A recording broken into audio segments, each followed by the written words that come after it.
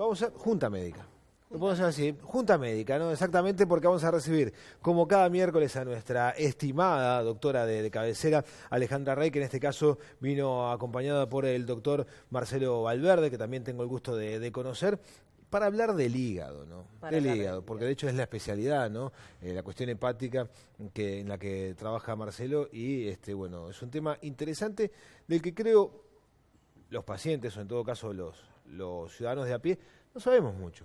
No sabemos mucho y no le damos la importancia que tiene, ¿no? Bueno, para mí es una alegría y un honor contar con el profesor adjunto Marcelo Valverde, que trabaja en el Hospital Militar, en la unidad de trasplante de hígado, junto con la doctora Solange Gerona, que ha sido una pionera en todo lo que es el estudio del hígado. Y bueno, y un poco la inquietud de invitarlo fue en que nos pasa a los médicos y muchas veces a los pacientes en la clínica, que se les pide una ecografía y en la ecografía vemos un hallazgo frecuente que es un hígado aumentado de tamaño y que se ve alteraciones de la densidad compatible con una esteatosis hepática o hígado graso.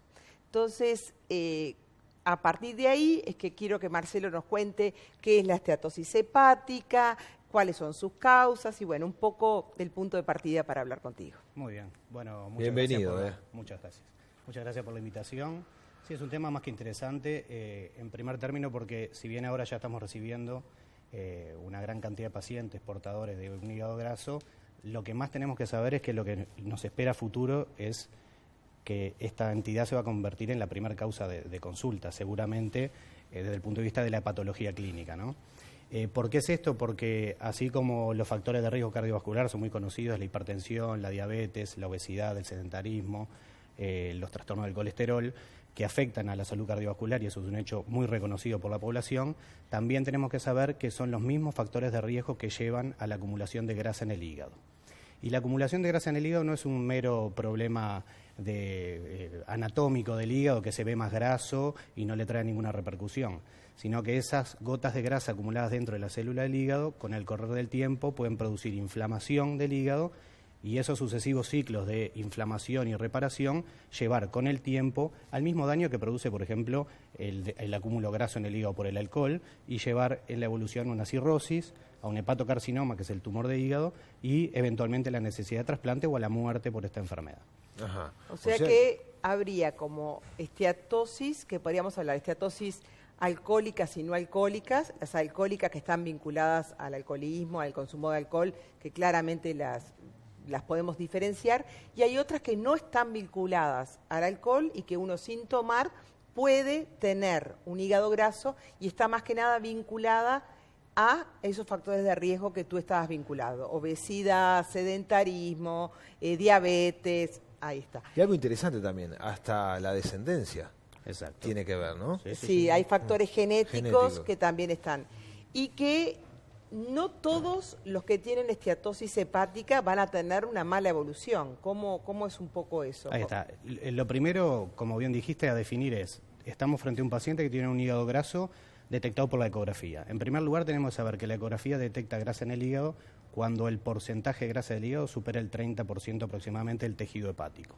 O sea que uno puede tener una esteatosis sin que inclusive se vea en la ecografía. Pero bueno, lo importante es que la mayoría de los pacientes llegan por la vía de una ecografía hecha por cualquier otra causa que informa un hígado graso. A partir de ahí uno se tiene que plantear en qué escenario estamos. ¿Es un paciente que consume una cantidad de alcohol que puede haber ocasionado este depósito de grasa en el hígado vinculado al alcohol o no?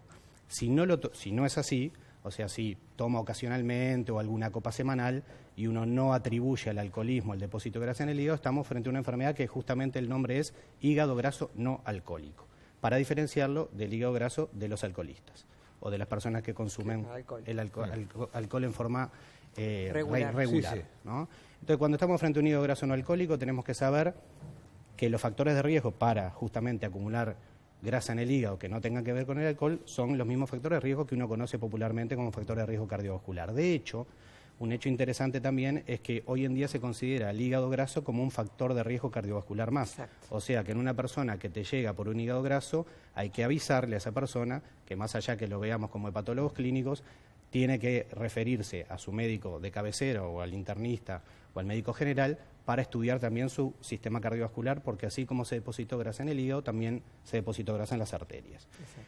Hay que diferenciar dos grandes situaciones. Si esto es una esteatosis hepática simple, donde el hígado está cargado de grasa, pero todavía no sufrió la agresión de esa grasa, o sea, todavía no se inflamó del hígado, que además de depósitos de grasa, tiene inflamación. Ese cuadro se llama esteatohepatitis. Y la esteatohepatitis, o sea, el hígado con grasa e inflamación, es el que puede evolucionar con el correr de los años a sucesivos ciclos de inflamación y cicatrización, y evolucionar a la fibrosis hepática, que en grados avanzados es lo que conocemos todos popularmente como cirrosis. Ahora, hasta tanto no hay una inflamación del hígado, no hay síntomas. No hay síntomas. Esto se descubre mediante la exploración con una ecografía, por ejemplo. Exactamente. Muchas personas pueden estar viendo ahora y decir, ¿y yo cómo sé si tengo hígado graso o no? Entonces la recomendación es que a su médico también le consulten respecto a que se indague o se investigue también, ¿no? Sí, si nosotros, yendo más o menos a los números de Uruguay, que no hay casuísticas de conocer cuántos uruguayos tienen esteatosis hepática, pero infiriendo, si más o menos un 50, de acuerdo a las encuestas nacional de sobrepeso y obesidad llevadas a cabo por el profesor Pizabarro, un 54% de los uruguayos tendríamos sobrepeso. De esos un 20% más índices de obesidad.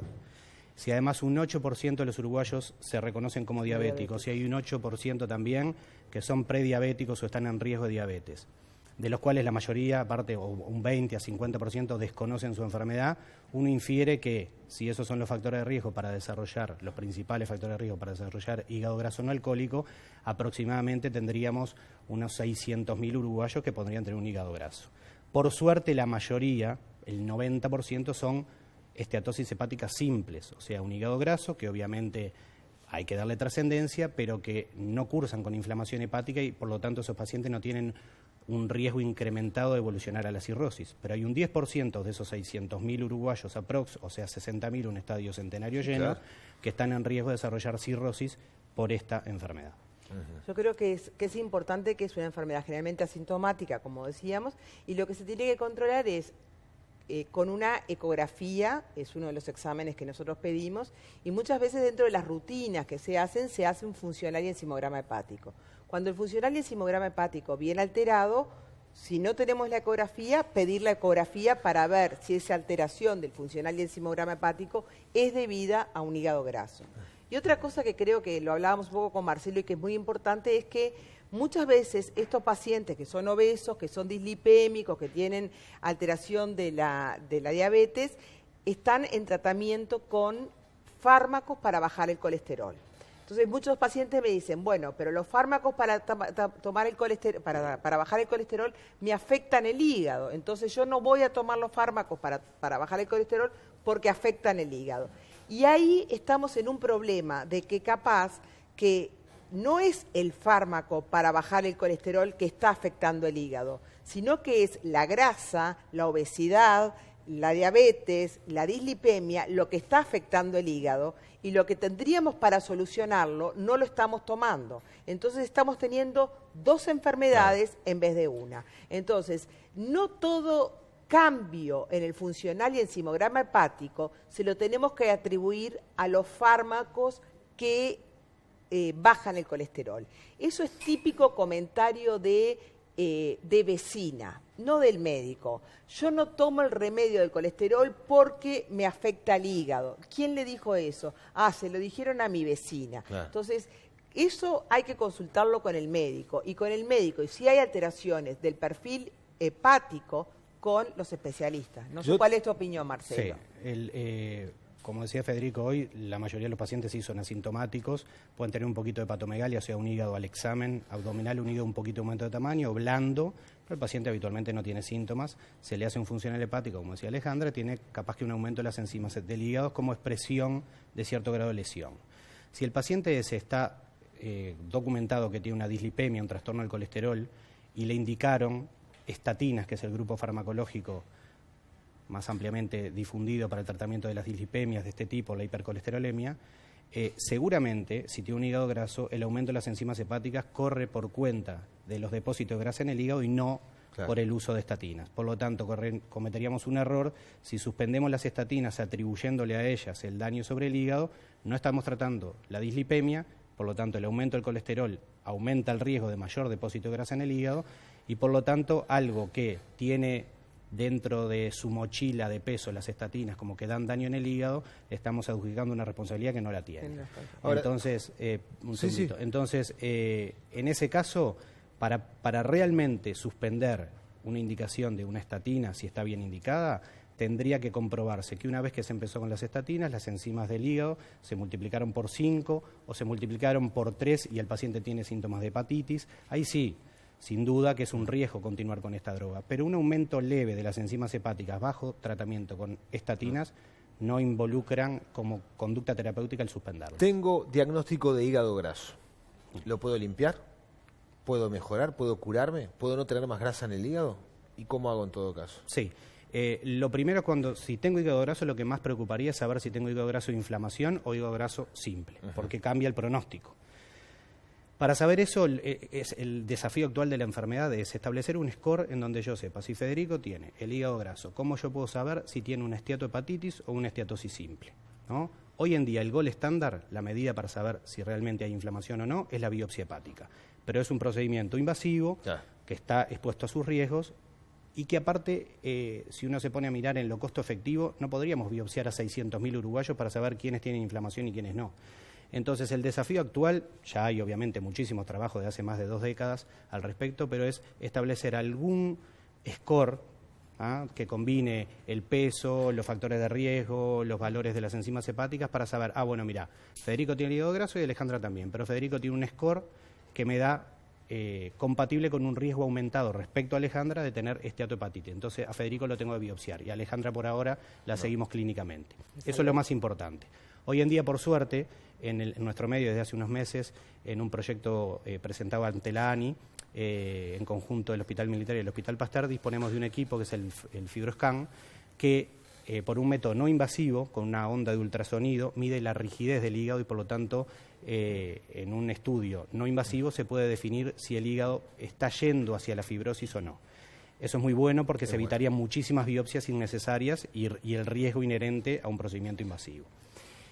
Eso es lo primero para definir. Después, ¿qué puedo hacer? Y hay como 4 pilares básicos del tratamiento, que es el descenso de peso, el tratamiento cuando hay un colesterol elevado con fármacos hipolipemiantes, como hablábamos recién, la indicación de tratamiento para la diabetes con fármacos que aumenten la sensibilidad a la insulina y el grupo de fármacos considerados antioxidantes o citoprotectores. En primer término, el mayor impacto sobre el hígado graso se obtiene logrando un descenso significativo del peso, por lo menos se establece aproximadamente un 10% del peso corporal.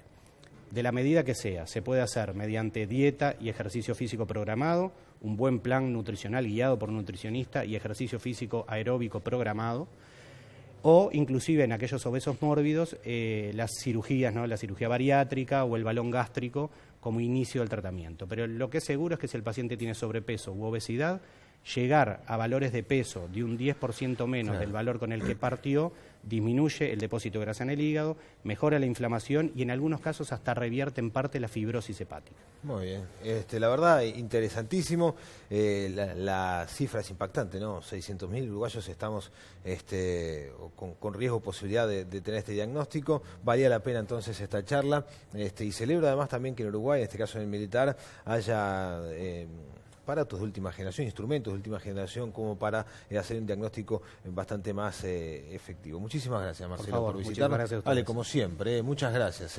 Estamos y creo que lo importante es algo, no es algo del otro mundo, es algo de acá, y que lo tenemos acá y que tenemos que estar atentos. Por supuesto. Bueno, gracias a ambos, Marcelo. muy interesante la charla.